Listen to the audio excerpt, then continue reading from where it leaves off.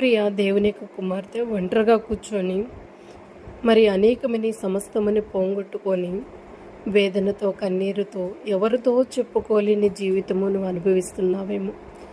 అయితే ఎవరికి చెప్పుకోలేని విషయాలు నీలో ఏమైనా దాగుంటే నా దాగు చోటు నీవే అని అంటున్నాడు దేవుని యొక్క వాక్యము.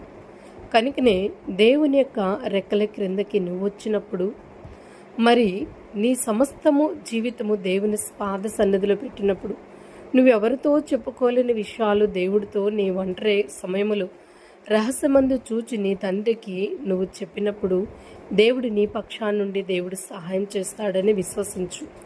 నీ హృదయంలో ఉన్న బాధ వేదన భారము తీసివేసి నీ భారాన్ని ఆయన మోసి దేవుడు నీకు విడుదల ఇవ్వబోతున్నాడు. ఈ క్షణము దేవుని వైపు చూసి ప్రార్థించు. దేవుడి యొక్క సహాయము నువ్వు పొందుకొని ధైర్యంతో నీ జీవితంలో ముందుకు కొనసాగు.